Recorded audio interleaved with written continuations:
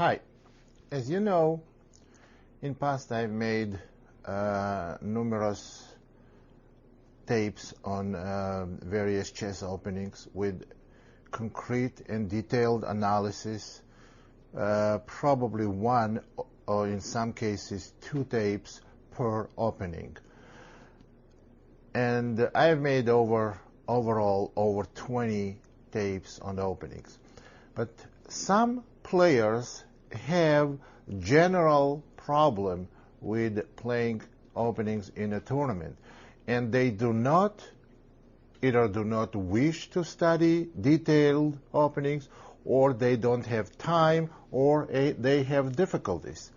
For those players, we want to make, I'm making now complete opening repertoire, the easy way, quick way, something you can learn and play overnight. Now, of course, it's not going to be as the analysis on of these openings and this preparation is not going to be as complete, as detailed as on these separate videotapes, but it's going to give you at least the window for the opening, for the middle game. So that means you can bypass the opening without getting bad position. So it's very brief. What is going to suffer in this case? It's going to suffer quality of the opening, and you cannot be as ambitious if you study it this way. For example, if you study opening in the great details, you definitely want to get an advantage for white, and you definitely want to get playable and active position, maybe even equal or playable position for black. So what we're going to try here, we're going to try to get for white positions where you have clear plan to play, but you may not have real advantage, because that's what you can learn quick and easy way. So remember, we have like little over 2 hours for white whole repertoire, and a little over 2 hours for black. So we cannot pick the opening, analyze it in full details, and every opening black might choose, and every opening white may choose against us. So we have to be very brief, basic points make, and if you need further analysis and look at the same openings in some detailed analysis, then you're going to have to use some opening books such as MCO, BCO, or ECO, Encyclopedia Chess Openings, Bets for Chess Openings, or Modern Chess Openings. So let's start with the opening repertoire for white. Again, some of you may be E4 players, but some of you may be D4 players. Again, we cannot put it all on one CD or DVD, on one tape, or on one disc. So what I will do now, this will be designed, this repertoire will be designed for the D4 players. You know, when you play white,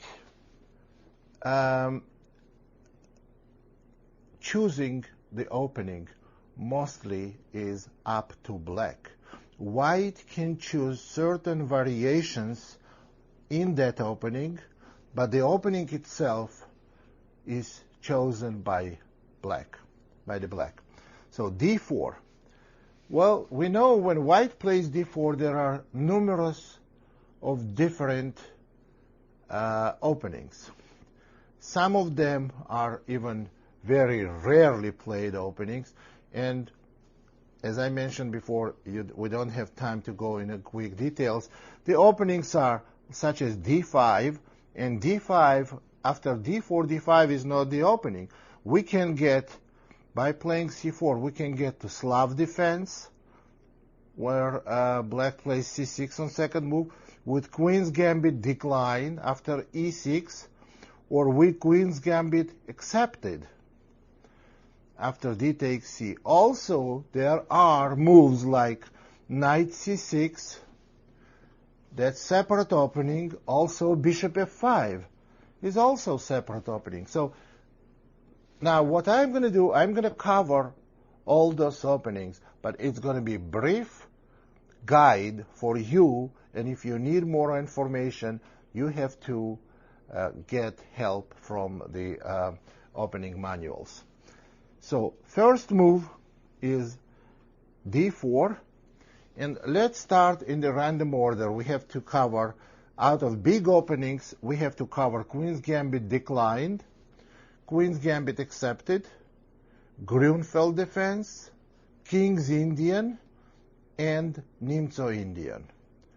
Well, other openings are Chigorin defense, or Dutch, or maybe even b6 and e6, whatever it's called in various different countries or various different books. They call it differently, those openings. So let's go with d4, d5. I want to start with queen's gambit decline. d4, d5, c4, e6. Now, you want to learn this opening quickly and make sure that you get playable position with a view, with a good view on a middle game, that you know what you're doing in the middle game. What I suggest, to go knight c3, knight f6. This is the most common way. C takes d, e takes d, and now bishop g5. This is the quick way to learn this queen's gambit decline. After bishop g5, move to expect is bishop e7. Remember, black may play knight d7 first. It's like a changing move order, but it does not have, this knight d7 move does not have an independent value. We know that you cannot play knight takes d5, since we lose after knight takes d5. This is old trick. And bishop takes d8, bishop b4 check, and black wins. We don't want to make stops on this and analyze it in any further details. So after bishop to e7, which is the most common move, we go e3, black castles, white goes knight f3, or bishop d3, white goes, black goes c6, queen c2, knight to d7. Now, this black's move can be played in different order. Black may play knight d7 first and c6 later, or they may play knight d7 before they castle, or they may play c6 before they castle. Those moves have to be made. So we continue our plan. We put the queen on c2, bishop on d3. We go now knight f3, and this is the position you want to play. After rook e8, you have two plans, and it's absolutely matter of taste. What you may play, in both cases, you have a clear plan. Now, let's go, before we get to this position, let's go once more from beginning.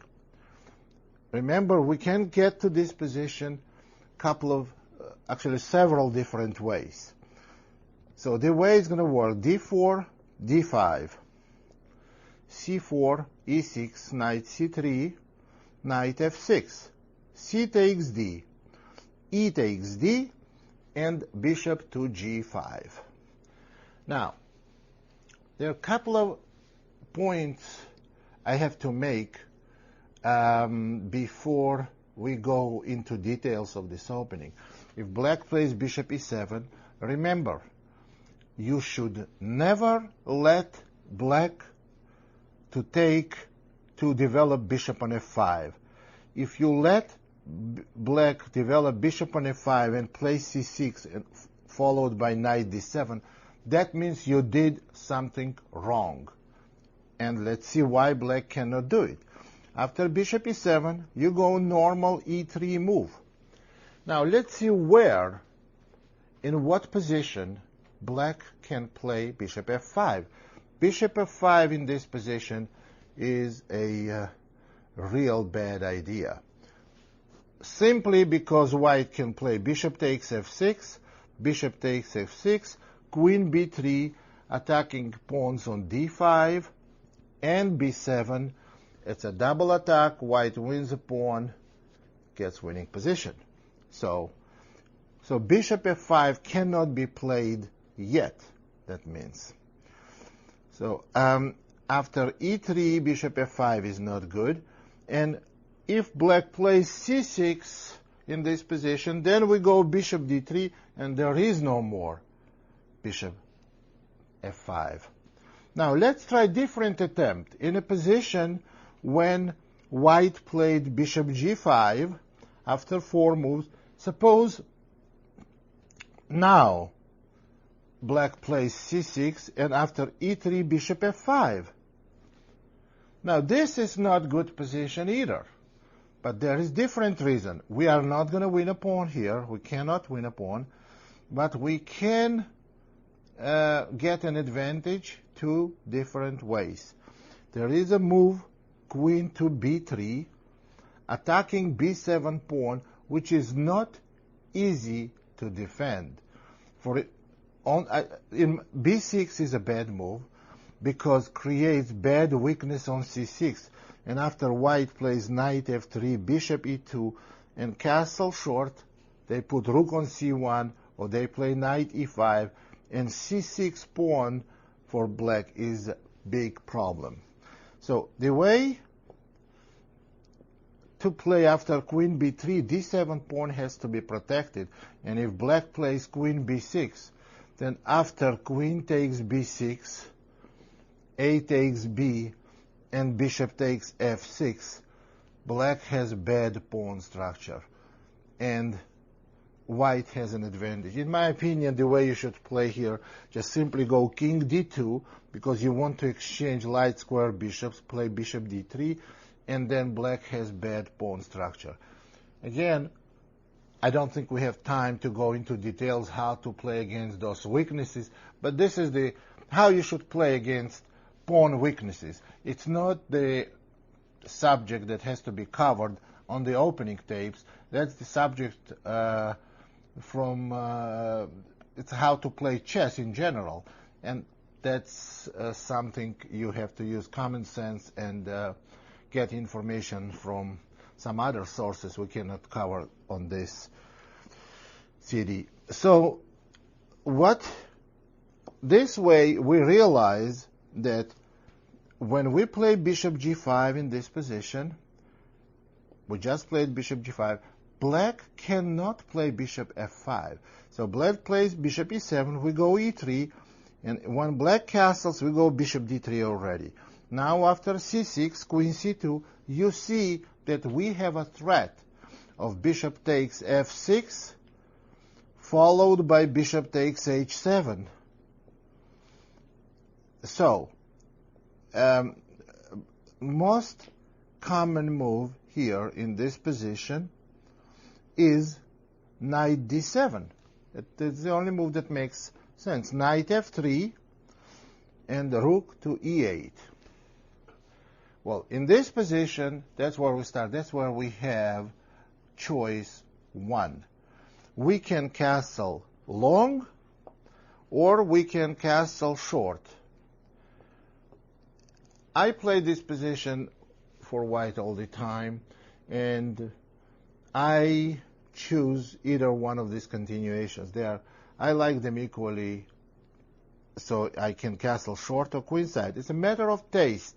Now, if you like to castle queenside, now, briefly, I'm going to introduce you to the plan for white. What white wants to do, you know, as a general rule in chess, when sides castled on opposite, when you castle on opposite sides with your opponent, there will be attack would be launched against each other's kings. So what your plan is to go king b1, h3, g4, possibly knight e5, f4, and so on. That's what your plan is. What black's plan is, black has to do one of two things. Either they have to go knight e4 and try to simplify and try exchange pieces, or try to go for counterattack with a5, b5, a4. Now, counterattack, interestingly enough, in this position, is counterproductive.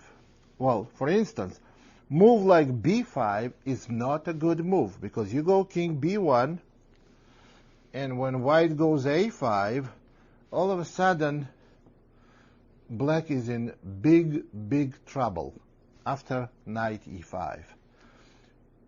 By creating knight e5, believe it or not, you already won a pawn. You're attacking two pawns. What kind of two pawns? One is on c6, and where is the other pawn we're attacking? You're attacking h7 pawn by playing knight to e5. How you do that? You want to play knight. You see the h7 pawn is protected by knight on f6. And if we take bishop takes the knight on f6, that's protected with a knight on d7. So if we start exterminating those knights, starting with d7, for example, black protects the pawn on c6. We take knight on d7, followed by taking knight on f6, and followed by taking pawn on h7. So black is going to lose a pawn for nothing. And the plan remains the same after that, g4 and f4 and g5. So black has to be very, very careful not to lose material in this position. So when they go b5 and a5, and also once white plays, they cannot go b5, so they may try to go queen b6, but queen b6, then we can still go knight e5, followed by f4 and g4. That's the main plan, and that's all you have to know to get to this middle game. That's sufficient enough for you to get decent position where you know what to do in the middle game. Now let's go back and get the position with castling to short side. So let's quickly arrive to the same position, d4, d5, c4, e6. Now we're going to go quickly to arrive to that position, knight c3, knight f6, bishop g5, bishop e7, e3, c6, castle, queen c2, knight d7, knight f3, rook e8, and here we are castling short. Now, you may prefer this. It's a matter of taste, as I said. There is no such a thing that this is better than that. This is maybe better for one player, and castling long may be better for different player, because it suits better his style. Now, when you castle short, what is your plan here? There is only one plan for white here, to play on a queen side. And white has to get pawn minority attack. Well, how this may look, let's look. Knight f8. One of the possible continuances, bishop takes f6, bishop takes f6, b4. Basic plan, you can play bishop takes f6 and b4, or you can go rook b1, preparing b4. The bottom line is b4 is the plan. You want to go b4, you want to go b5, you want, for example, on knight g6, b4, and then you want to go b5, take on c6, and create weakness for black, and continue pressing on this weakness. And if black tries to take on b5, then you take back, and they're going to have different weakness on d5. So you're practically playing against pawn weaknesses, against the pawn structure. There are many games played on very high level. You can find this. There is a way, if you have the database and you look at on ChessBase, searching this database, you can find those type of position by the pawn structure. Well, you have to look at the manual, and they will explain. It will explain you how to do that. So B4 and B5, those are two different ways for white to play this opening, Queen's Gambit decline. And I personally have difficulties to give preference to one or the other. They are both equally good and both equally reliable.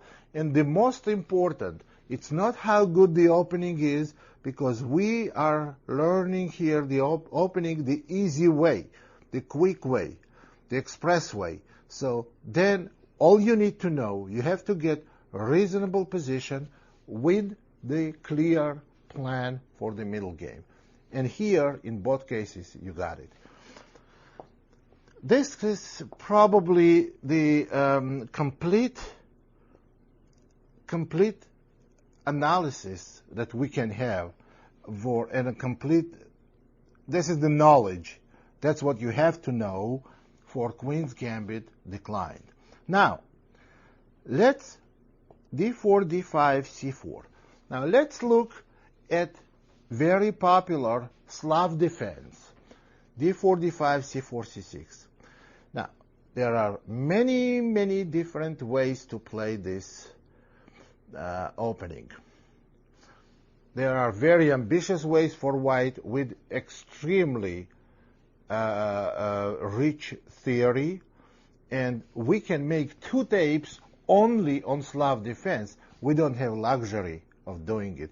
So I have to give you one quick system that you can learn right away, and you are out of this opening with decent position, and you know what to do in the middle game. The way to do it is not to go knight f3 or knight c3, which may lead to complicated position, and if you are not prepared well enough, you are good candidate for quick assassination. So c takes d is the way to get reasonable and slightly better position. C takes d, c takes d. Now we develop both knights in any order. Knight c3, knight c6, knight f3, knight f6. This is likely to happen. Okay? So this is the probably about 80-90% of the time, once you take on d5, that's what you're going to get. And now bishop f4. Your plan is simply to develop pieces and castle and play rook c1. Now, but you at the same time, you don't want black to develop pieces the exact same way, and then you get no advantage, and it's a draw. We don't want draw for white. We want clear position, maybe equal position. There is a difference between equal position and drawish position. Drawish position when it's draw, but equal position, where position is equal, but there's a lot of play. Anything can happen, equal chances. So it's not. Okay, after bishop f4, there are few basic continuations. Actually, maybe couple. a6 and bishop f5. Now, a6, that move that they started playing lately with the idea on e3 to play bishop g4, and then black plays e6, and they develop all their pieces. The idea is that black wants to play e6 after they develop bishop c8. They can do it by playing in this position, by playing bishop f5, which leads to somewhat complicated variations. Which is, you have to learn, you cannot have an opening repertoire without studying any of 44th and sharp variations. You have to study, you have to learn some sharp variation, but you have to keep it to minimum, to as easy as few as possible, and keep it very, very low, the number of them. So the way you do it, so on bishop f5, let's start bishop f5, and then we're going to look at a6, and that will wrap the Slav defense up. So bishop f5, e3, e6. Now we have symmetry, 100% symmetrical position. It's known basically in the game of chess. When there is a symmetry, at some point, black, as soon as possible, black must break the symmetry, because symmetry cannot be followed for too long, or one of the sides is going to be in a lot of trouble. e3, e6, now white goes bishop b5. Now there is a way to play for black bishop b4 that was played before, but after queen a4, white has an advantage. Now, we don't want to go into details of queen a4 move that was played by Botvinnik. It's many, many years ago. Look in the book and you will find quick answer to this. The main move in this position after bishop b5 is rook c8, and I will give you a quick update on it. After rook c8, white goes queen a4, and the main move for black is knight d7. That's what you find as the main variation after bishop b5. And I think wrongfully for long time, this position was known as good, or at least okay position for black. I don't agree with it, and here is the variation. Bishop takes c6. This is all known theory. Rook takes c6. We're going to go quickly through this because we don't want to make too many steps. And as always, this is the sharp variation, which is easy to check with any of the engines available, Fritz, Fritz and Hierarchs or Tiger. There are many different programs that you can check it on. Queen takes a7, queen c8. Now, this position is known as good for black because right now black is threatening rook a6 to trap the queen, and also black is threatening rook takes c3 to win material.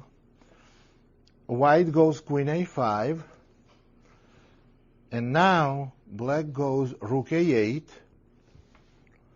then white goes queen c7, and black goes queen a8. It looks like black wants to play rook c6, and white may be in trouble next move because queen is going to be trapped here again. But there are several ways to play this position for white. The move is castling, and now rook c6 is not a good move. It looks like winning, it looks like white queen is trapped, but after knight to b5, black is in a lot of trouble. You may have no difficulties understanding why, and we don't want to go into further details. After knight b5, this is bad position for black. So what instead black may do is play bishop d3, attacking the rook, and trying to play rook c8 next, rook c6 next. Well, but then on bishop d3, we have also a variety of good continuations. So after bishop d3, now white has to move the rook. But the point of bishop d3 move is if rook moves somewhere to d1, black will go rook c6, and white does not have any more knight b5 move because bishop controls b5 square. So the move to play after bishop d3, rook f to c1.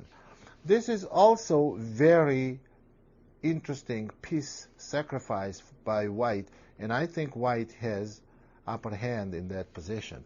Rook to c6, and now white's queen is trapped. So white plays knight takes d5, and black must take the knight, since they cannot take queen after rook c7, knight takes c7, white simply wins. So black must take the knight, and now white plays rook takes c6, pawn takes c6, and let's see, what do we have here? We only have 2 pawns for the piece. That's not enough, but we have knight e5 move, which attacks the knight on d7, pawn on c6. Black is forced to capture knight, knight takes e5. Now queen takes e5 check, and black has 2 choices, king d7 and bishop e7. The best move is bishop e7 to give up a 3rd pawn on g7. So let's see what happens after king d7. After king d7, white simply plays queen c7 check, and after king e8, now white does not want to repeat position by playing queen e5. They simply play rook c1, and black is in a very, very bad shape here, because white is threatening to take 3rd pawn, king cannot castle, and very difficult for black to conclude development. We don't want to go into details. I did myself, and we cannot analyze every variation here. Either take my word for it or check it yourself. So, this is the way to play against Slav. Let's go back again, and black has an option. That if black plays bishop f5 in this symmetrical position, d4, d5, c4, c6, c takes d, knight c3, knight c6, knight f3, knight f6. Remember, those knights can be developed in any order. It doesn't make difference. Bishop f4, and we just covered bishop f5 move. But on bishop f5, that's what you do. e3, e6, bishop b5, and then you will be arriving to that position. If somehow black decides to play a6, you simply take knight on c6, then castle, and black has some pawn weaknesses. And weak square on c5, knight a4, rook c1, white has some advantage here. So the move we want to analyze here is not the bishop f5, but lately more popular move, which is a6. After a6, what I would recommend, there are 2 ways. You can either simply play e3, bishop g4, bishop e2, and just continue development, put the rook on c1, and it's just a very easy game, or become a little more ambitious. Try to prevent development of this bishop on g4, play knight e5. And now black has problems developing bishop on c8. They can go bishop d7 or queen b6. Now there is some theory here, and if you are not satisfied with a simple e3 move, then play knight e5, and again you have to go for help to one of the opening publications. We cannot cover this because it's far too much to spend on Slav defense, and we have to move on. Let's go back now. This will complete our coverage of a Slav defense. Now, when you go d4, d5, and c4, another big opening, I mean the popular opening for black, is Queen's Gambit accepted. What would I recommend to play on Queen's Gambit accepted? After d takes c, I would recommend to go knight f3, knight f6, and the simplest variation, e3. Now, black here has 2 choices. They have two different ways, two different plans. Years ago, very popular was variation with bishop g4, then e6, developing knight on d7 or c6 and bishop d6. This kind of development. And the other very popular way of developing is e6, c5, and a6. Let's look at both of them. This is something you have to have one clear plan on every one of these continuous. Well, after e3, suppose they go bishop g4. What do we play? We play simply bishop takes c4, e6. Now, white can win a pawn here by going queen b3, then bishop takes f3, g takes f, and knight d7. But I don't recommend winning this pawn because black has substantial compensation for it. So what I would recommend to do after e3, bishop g4, bishop takes c4, e6, is to play h3, bishop h5. Now, this is modern theory. We castle bishop d6, and now we break the pin by playing very natural move, bishop e2, castles. And now I would like to develop my knight on d2, and black plays knight c6 or knight d7, mostly knight c6, with the idea of playing e5. Now, knight d7 may be played as well, with the same idea of e5. Now we go b3, and e5 is very bad in this position because black is not ready yet. e5 is nearly losing move. The reason why we just take on e5, and after knight takes e5, we play knight takes. Actually, we take on e5 right away with the knight. Knight takes e5. And if black plays bishop takes e2, we play knight takes c6 first, and we simply win material here. So black has to play in this position. They have to first move the queen.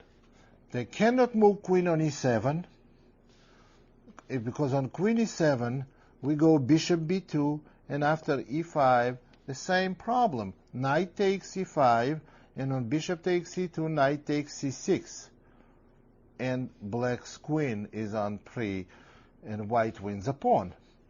So the correct move in that position is queen to e8. Here is the position. Here is the position.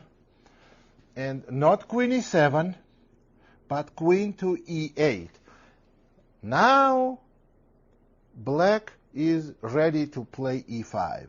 Now, notice that before this position arrives, this is inaccurate way to play for black. What black should have done in this position, let's go back.